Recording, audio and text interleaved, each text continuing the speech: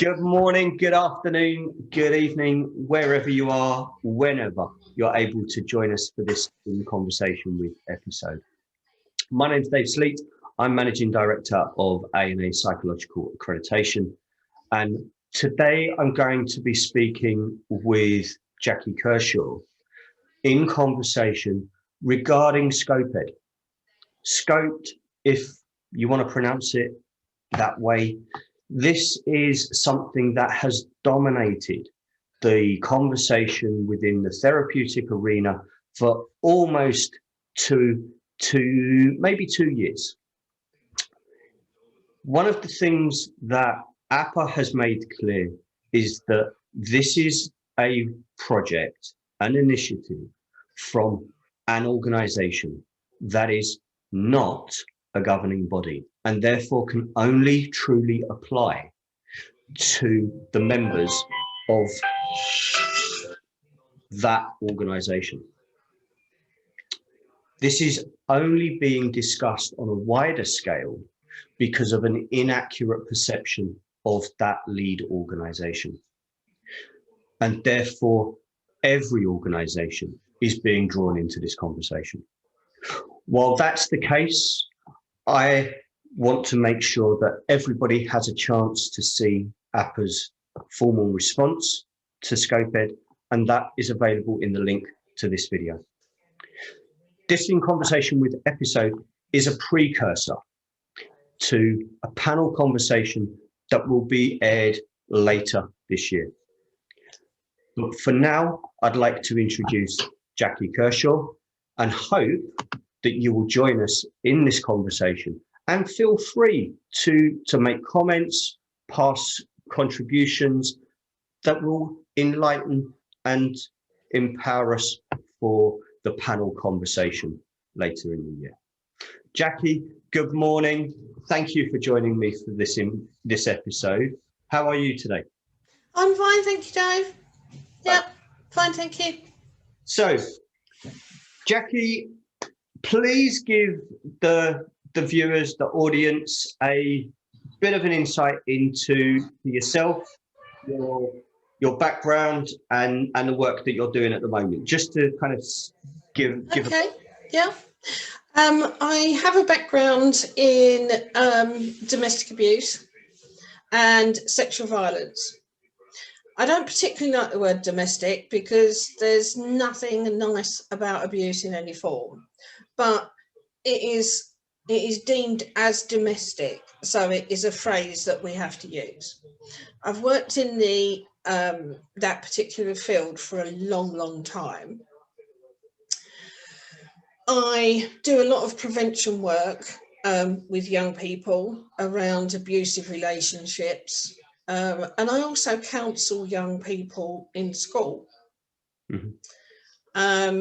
which can be very, very difficult, but it can also be extremely rewarding. My specialism is domestic and sexual violence, and I think people would be quite surprised to see the numbers for young people who are coming through with difficulties in very, very abusive relationships. From your experience, and I know, as you said, there is nothing really domestic about abuse. Do you think that that particular area of the therapeutic arena has almost become counterproductive to those that experience that setting and that treatment? In one sense, yes, because it's a very, very fine balancing act.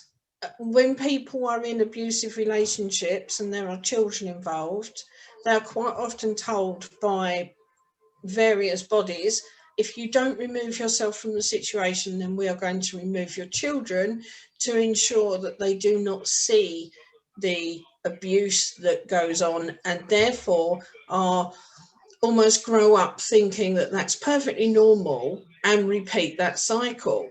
Yeah. So a lot of people do that, only to then be taken to the family court for contact.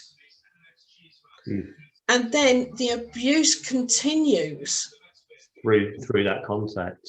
Through the contact. Yeah. So I've had many people say to me, Jack, why did I bother? Why did I go into a refuge for 9 months in one room with 4 children, thinking I was getting away from all of it, only to find out that they can continue to abuse me because the family court says so. Yeah. And this is another part of the reasons why the therapeutic sector needing to have a bigger voice about how these things are all connected and the impacts on all of the component parties in those situations becomes really, really important. One of the things, it would be kind of remiss if I don't mention that APA is working on in this particular field, before we get on to SCoPEd, is the 1976ers project. Yep, absolutely. 1976, for those that don't know, is the year that domestic abuse, as we now understand it, was made illegal in the UK. That's less than 50 years ago. Less than 50 years out of nearly 1,000 years of legal activity in this country in which we went, that kind of treatment is illegal. That, for me, when I discovered that, was quite shocking for a start. But it started as abuse in the home. And it didn't matter what the gender of the abuser or the experiencer, as we would address them. But it was about the situation, and it was not acceptable. Over the last 50 years or so, that the pressure from certain groups has given domestic abuse a gender bias. And the 1976ers project is really about taking that gender bias away. But it's also about taking away domestic abuse as an anchor for those people that experience it. Someone who experiences this kind of treatment in their home, if they are labeled and they are forced into labeling themselves by a system, by something that sticks them to that memory, then they will always carry that memory in a way that is live. When you say, I am a domestic abuse survivor, you are taken straight back to that abuse. Every single one of us on this planet has got past 1976. We have no attachment from whatever abuse we've experienced to 1976. Being a 1976er means that you have got past that experience without ever having to go back and recall it in order to satisfy a system. So not only is the 1976ers change for those survivors, but it is also a program to support survivors, employers, and those who work in the field to ensure that they have the best psychological support systems in place. I am delighted that Jacqui is one of the founding contributors to that project. So Jacqui, thank you for your work on that. And long may the work that you're doing be available, and hopefully we can start to reduce the need for it. But we'll only do that with more work being done in and around the sector itself. Absolutely. Yeah. On that, let's look at SCoPEd. As I said in the introduction, this is just the introduction really to the panel conversation. APA has made a formal statement and the link will be in the video so people can see that. But what are your thoughts on SCoPEd? I think SCoPEd is, in all honesty, a money-making exercise. Now, the reason I say that is because many moons ago, when I became a therapist, I needed to do an introduction to counselling to make sure that I wasn't going to waste my money. Mm-hmm. Then I had to do level 1, level 2, level 3, and then 2.5 years at advanced level 4 to come out with a foundation degree in psychotherapy. Psychotherapeutic counselling is the exact wording. Mm-hmm. But with SCoPEd, what they're saying essentially is that unless you are level 5, you're not competent. You can't be a psychotherapist. Mm-hmm. Actually, there is no governing body, as you said earlier. Mm. Anybody can put their face on the internet and say, I'm a psychotherapist, come and talk to me, and it's not illegal. So I understand that we need some sort of governing body. We need a protected title to stop people just thinking that's a good idea, or taking, you know, a 3-week online course on Groupon, or there are many others, I'm sure, but Groupon just comes to mind. And I can be a therapist. So the problem is that because although BACP is a charity, it's also a money-making organisation. Mm. Yeah. So if they bring in you can only be a psychotherapist at level 5, people are going to go on to do level 5. Then it's no different really to the world that I work in now, because people's issues start with a tiny little thing, and that's wrong. So somebody does something to try and fix it for that person because they love them. It's no different, because what will happen is we'll get to level 5. Everybody must be a level 5, and then they'll go level 6, and they will keep upping the levels. Mm.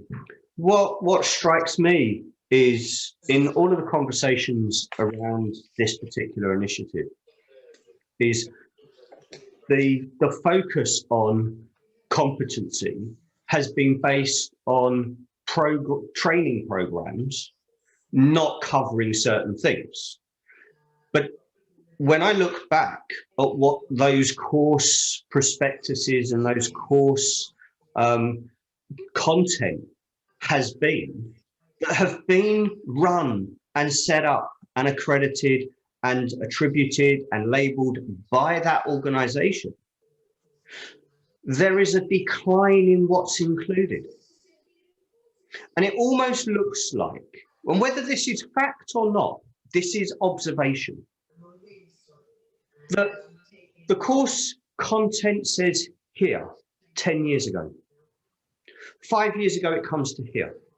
It's the same course, and it's the same level of course that is being attributed, and the cost has gone up, but the content's come down. And in order to operate in the outside of the education of that course, you then need to do supplemental courses, which do the bits that have been taken out from the course. And you have to pay for those in order to get the additional bits. And then you've got accreditation on top of that.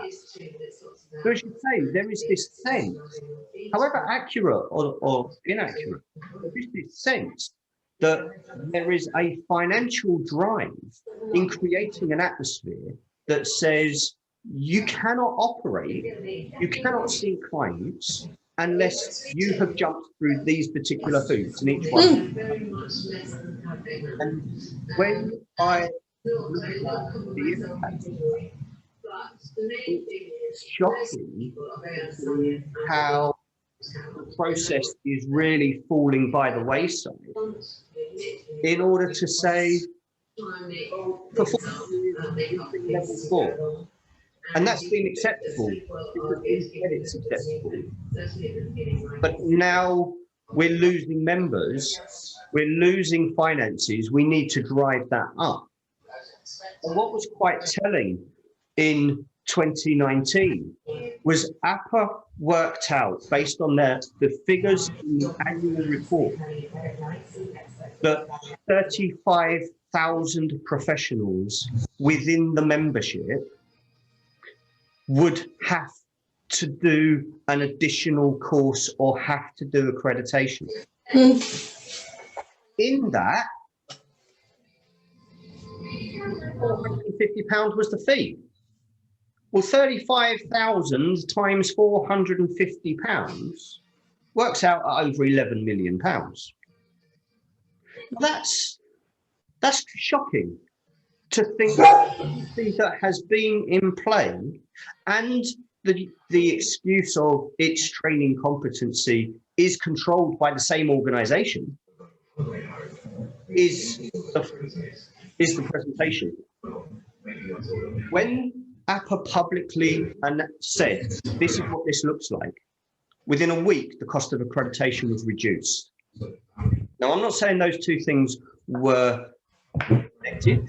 It certainly does look like there was oh my God, we cannot be seen as doing this for financial reasons. So all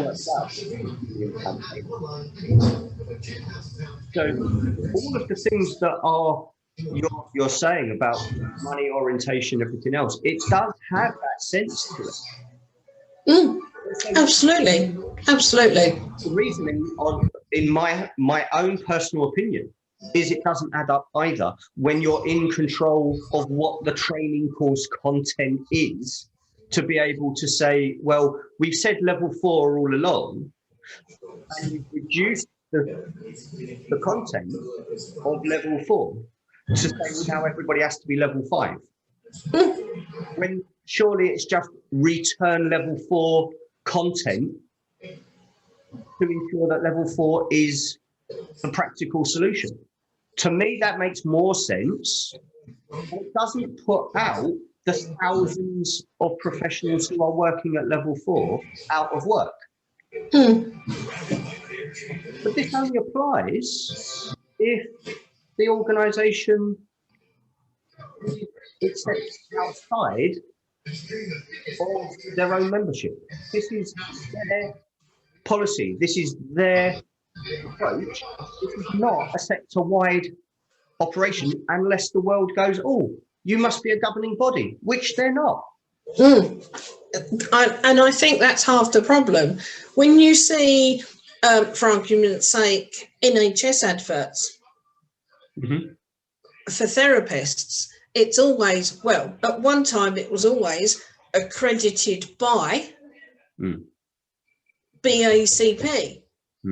Now you'll find some that have other membership bodies, not governing bodies, but membership bodies on them. But that is only because APA highlighted the fact that actually they're being discriminative by saying, even if they said accredited, fine, but not accredited by. And it's that dynamic that plays outside of a particular organisation's membership. Creates this idea that that's what applies to absolutely everybody. And that's the only reason why APA is engaged in this conversation, is because there is that outside perception that is, in essence, it's inaccurate. There is no governing body, but what has been created by organisations over the last 40 years is a bottleneck around counselling and psychotherapy. Now, it's unfortunate the bottleneck around counselling and psychotherapy is the same initials as a particular organisation. But unfortunately, that's the fact. We have created, and the therapeutic sector has accepted that bottleneck because people haven't been able to go, no, qualified is qualified, accredited, and the level for one organisation is for one organisation. And when we look at the impacts of that restrictive recruitment, and in essence, that's what we're talking about, Yes. is not permitted under the Employment Act. It's discriminatory. It's forcing an ethical framework through an unethical means. And that cannot be allowed to sit within the therapeutic sector in any way, shape or form, in my mind. No. Do you think that the raising the level, to play devil's advocate, raising the level is going to be in the best interest of clients? No, not at all. Not at all. Okay. Not at all. In my experience, and it could just be my experience, I get a lot of inquiries because I am known for doing domestic and sexual violence. I'm known for working with familial abuse. I'm known for working with child sexual exploitation. And I get a lot of inquiries because of that. Not because I am accredited with an APA, although that is on my bio that I'm accredited. It's on my bio, but people look for certain words. People who, for argument's sake, want to see a psychosexual therapist will look for a psychosexual therapist. I mean, we launched the recognised specialisms earlier this year as really a landing point for the public, so that they had that point of contact, rather than trying to look through thousands and thousands of bios and go, right, okay, I'll give that person a try. Oh, that doesn't work. I'll give, that's not the way psychologically clients look for professionals. They have a trigger point. They need somebody that matches with that trigger point. And by identifying what those trigger points might be in a client and recognizing the specialism for that trigger point in the professional, just gives them a starting point. That's not to say, for those that are watching, that that's the only thing that somebody works with. It's about, that's the door opener for the member of the public. Yes. What we're doing is giving a doorway so all of the other work that goes on after that point can be done. Do you think that, in fact, let me ask a question. How often have you been asked by a client, or as you were saying, you're working with schools, so an education provider or a parent of a child that you're working with, about your qualification or your accreditation? In the last 5 years, probably only at the beginning, because I have to have an EDBS to work in school. They have to see my qualifications. Each year I show them my CPD in the subjects that I'm most with. But in terms of parents and my students, they want help. They don't care if they come into my counselling room and I'm dressed as Noddy. They want help. And they know that I can help them. And if I can't, for argument's sake, grief, although I deal with grief, but I tend to deal with complicated grief because of other things surrounding the grief. I will always say to that student, I am not as experienced as, say, somebody who works at a hospice with grief. And if you'd like me to refer you on, then I will. And this is the thing about the ethical framework that APRA operates under. That it's about the professionals being able to identify their own awarenesses and be able to work for the benefit of the client rather than the benefit of the professional. Because it would be very easy to say, well, actually, I've got the qualification, I'm going to do this as well, and I'm going to keep hold of this client because I need the client. But actually, that's not the ethical way of working in a therapeutic relationship. No, not at all. Not at all. Yeah. I wouldn't, for argument's sake, although I deal with domestic and sexual violence, I don't deal with, for argument's sake, psychosexual matters. If somebody comes with that, that's not a problem. I don't go, oh my word, I can't do that. But my ethics and my boundaries will say to me, this needs to go to somebody with that particular specialism. I know there's going to be lots of therapists out there that go, I can do that, but I can also do this and I can also do that. Well, And that's great where that exists. Exactly. And it, as you say, it is about building the holistic support that client needs for what they're presenting. Absolutely. Rather than kind of trying to go it alone when you don't need to. Absolutely. Which is why BACP, I think, as a membership body, should listen to what its members are saying. Yes, there are some members who are saying, oh, yes, I want to be known as a psychotherapist, but psychologist is a protected title. Art therapist is a protected title. Psychotherapist isn't. Yeah. But,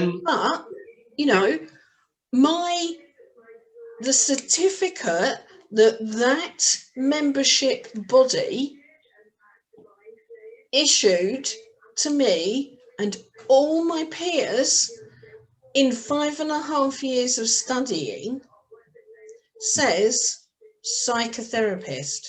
Yeah.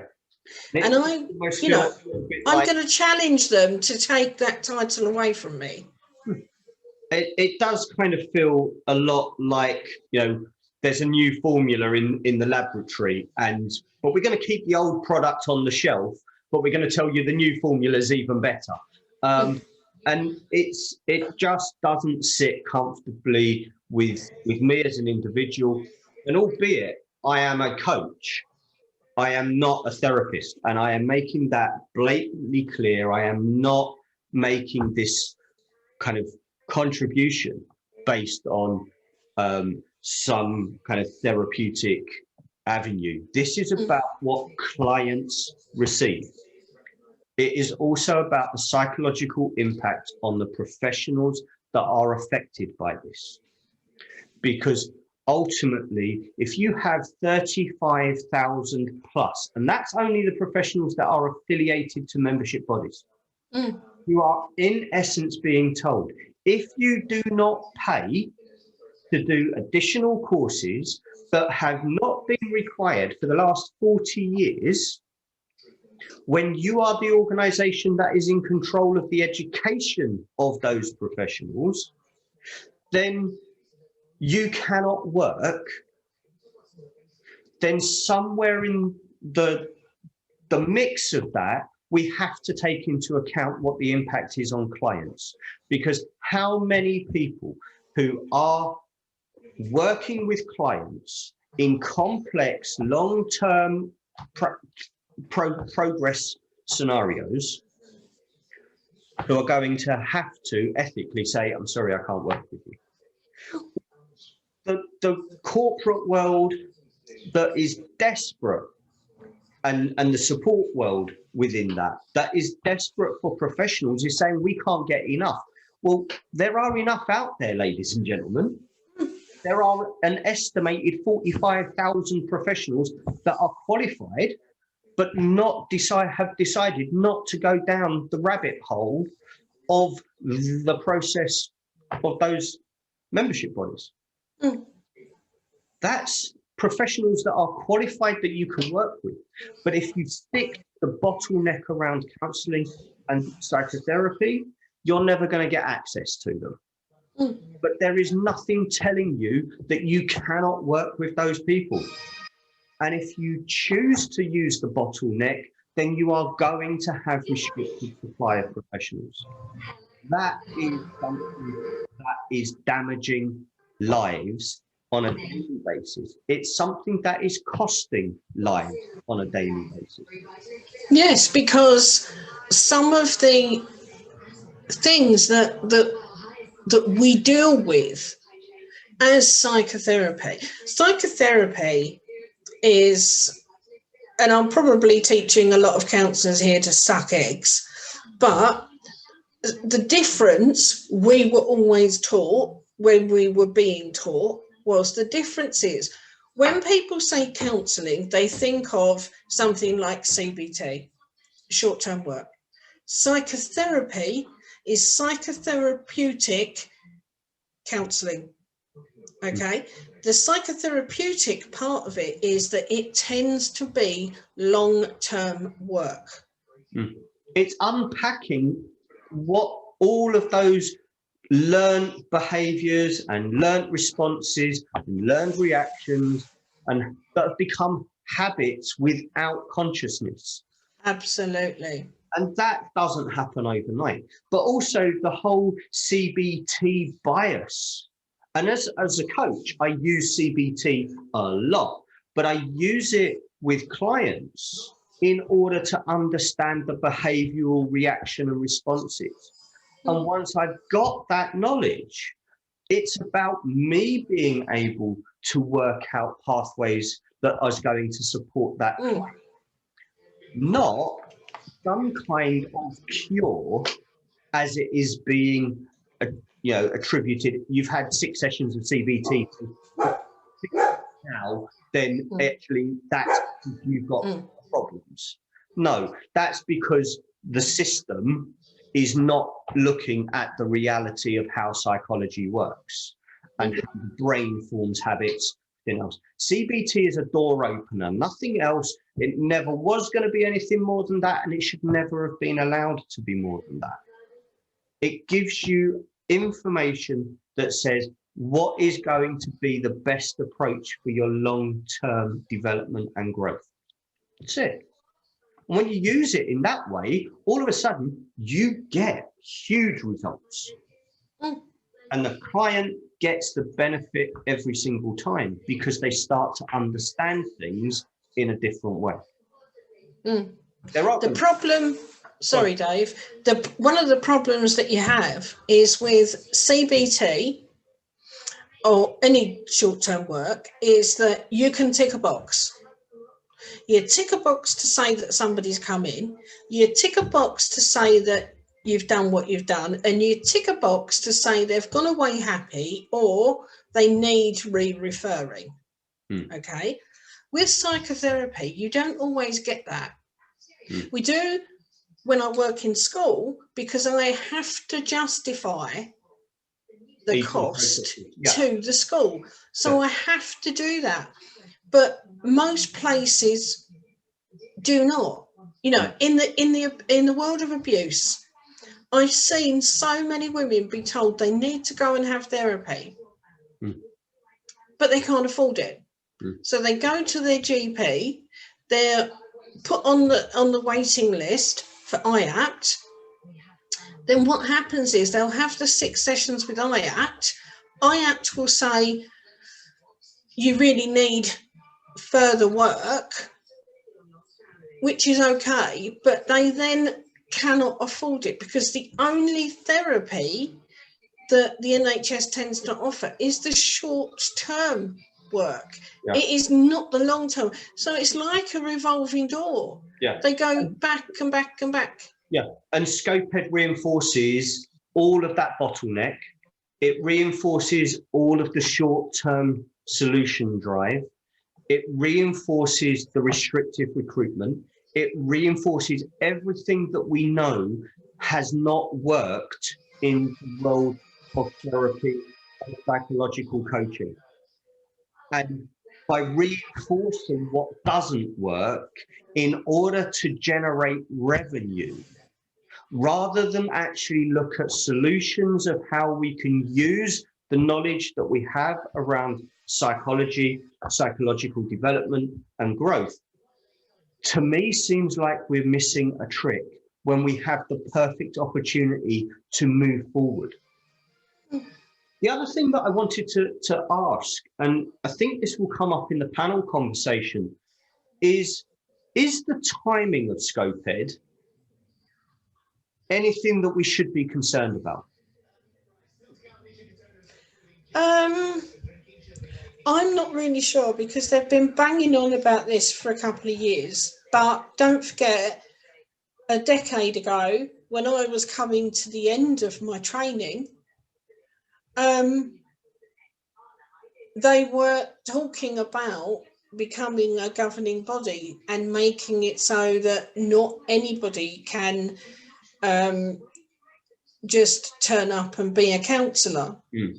And whilst I understand what they're saying, I really do. I've seen some people who've been awfully damaged, but by therapists, registered therapists and non-registered therapists. I've seen some awful work. I've also seen some really good work from both sides. But sadly, these days, you know as well as I do, Dave, I could go on the internet today and buy myself a doctorate. Oh, yeah. So it sounds really good, isn't it? I'm going to see Dr. Kershaw because she can solve everything for me. No, if I want a doctorate, I'll go and work for it. Personally, I don't. But if I did, I would go and work for it. But there are people who, if they bring SCoPEd in, will go and buy a certificate if they choose to. The same as people who will go and buy a passport if they choose to. Yeah. And when we look at what, when I talk about the timing of this, you're right. This has gone on for a couple of years. And it did not stop during the pandemic. And it was almost something that, in my mind, as if a company of any description, a charity, an organization, a club, a membership, whoever, is large enough to dominate what the perception of that those employees or those professionals is outside of their own organization, decides this is what we're going to do, they can do that at any time.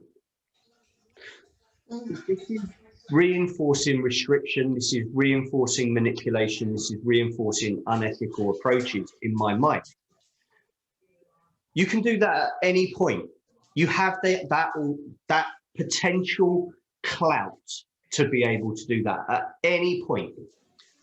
When the country is in a crisis and is desperate for therapeutic professionals because we are going to face a tsunami of trauma, reducing the professional availability, to me, seems extremely manipulative, extremely controlling, and extremely dangerous.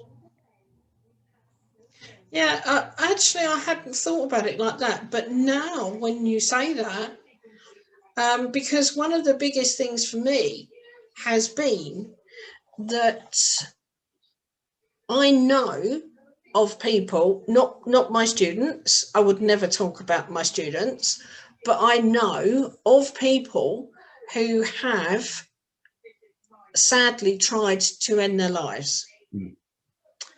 And that when they have done that, they've gone to hospital and they've been asked the question, do you now, as you sit here, have any intention to take your own life? If that patient says no, they get discharged. Almost as though, well, we've rescued you from that situation, so now everything's fine. Yeah. And we know that psychologically that's not the way the brain works. And again, this comes back to the wider understanding about psychological awareness needs to be broadened. Exactly. Now, I'm not for one moment saying that the therapists that are seeing these people are, they're being hoodwinked. They know when a client says, no, I'm not. They know that they can't hold them. They know that they can't do anything. But sadly, what they work to is, if that person says they're okay, then we let them go. But we can offer them 6 follow-up sessions. If they're under 18s, they get offered 6 follow-up sessions in group work. Well, they do with OOMS here in tendering. It's group work. Now, I have never met an adult that has tried to kill themselves that wants to tell 5 other people why they wanted to do it.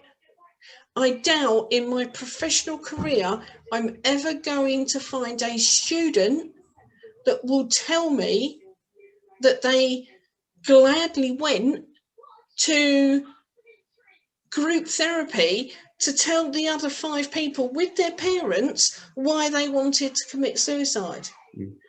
Yeah, it is almost, as you say, a tick box exercise, and a tick box exercise based on lack of awareness, but also these are the financial constraints that we've got. Exactly. It's the financial constraints that mean that people are slipping through the net. Yeah.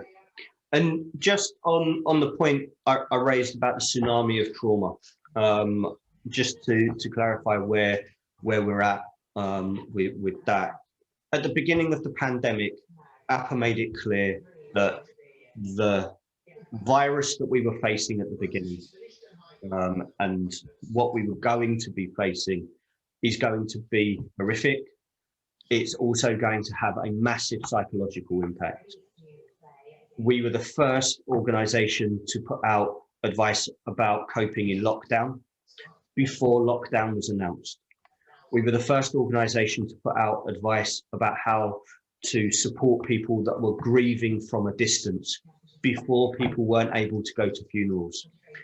We were the first organisation, and as far as I am aware, I could be corrected on this, but we are the only organisation that has put a framework together that was done. One was done in collaboration with professionals right across the membership arena, not just APA's membership, but it was open to all professionals to contribute to.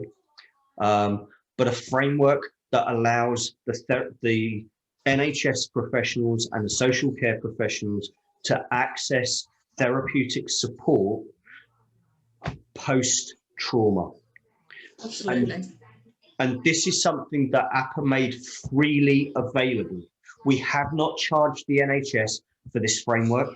We have not charged trusts or individuals to understand how that framework can be put into play, because we know that the finances that are in essence are practically available are available.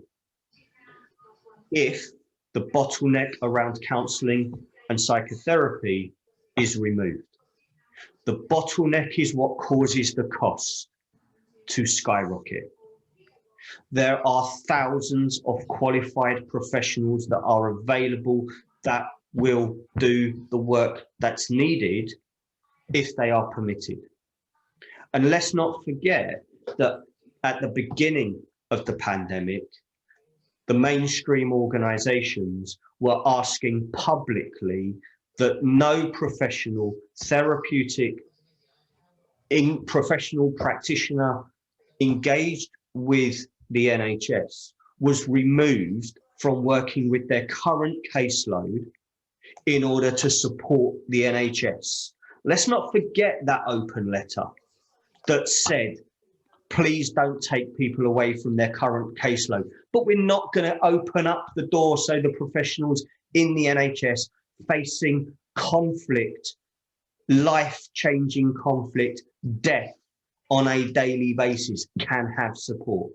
That to me was abhorrent. It was abhorrent when it was published. It was abhorrent to me today. Professionals have faced a torrent of trauma. Absolutely. And absolutely. The therapeutic sector to stand up and say, we are here to support you.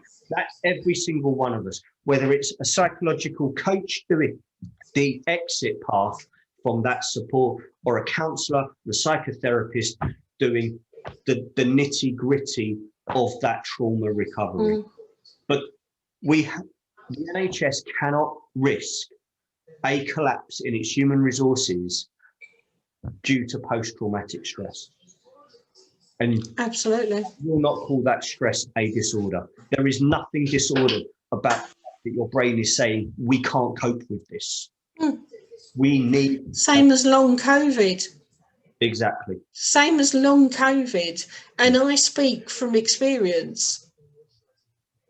And this is something that until the therapeutic arena gets out of its silos, gets out of its echo chambers, starts going out there and telling the world the way psychology can support somebody, we are going to repeat the same mistakes. Absolutely. We cannot afford our NHS to go under and be pulled to pieces because the therapy world did not take its head above the trench and say, we're here, we can support you, let us support you. And that is where APA stands on the support package there. And that's why the tsunami of trauma is really something that we have to deal with. But as the therapeutic sector, we're the only sector that can support that. Otherwise, we are facing a bigger problem. Jacqui, thank you so much for your time on this today. This is, as I said earlier, this is the introduction. This is just to give people things that they can hook onto to talk about in the panel conversation. And I know you're going to join us on that later in the year. But for now, I want to say a massive thank you for your time. And I hope that people watching have been able to get a bit more information about what the impacts around SCoPEd and how complex those impacts can be. I hope so too.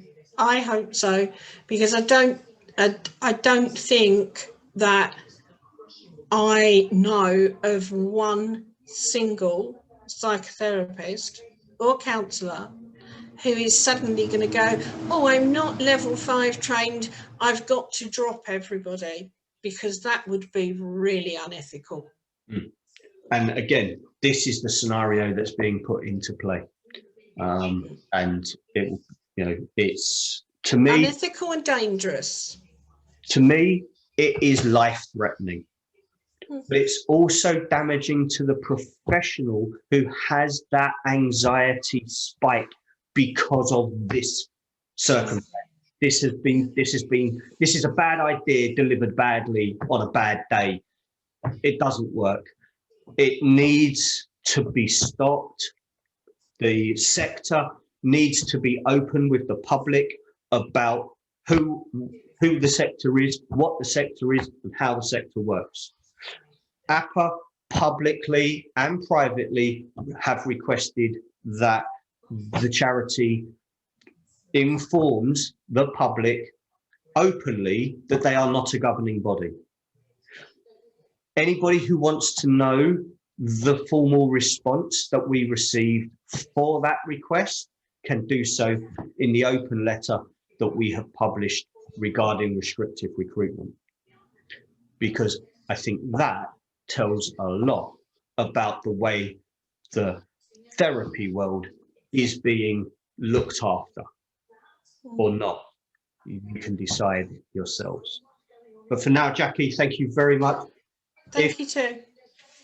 It's as always, I love spending time with you. I get to learn a whole heap more each time. There's those nuggets in there every single time. So thank you very much. I know we're going to see you in a hidden conversation later this month around the education and therapy arenas. And I'm looking forward to that conversation too.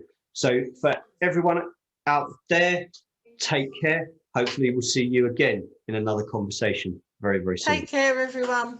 Bye.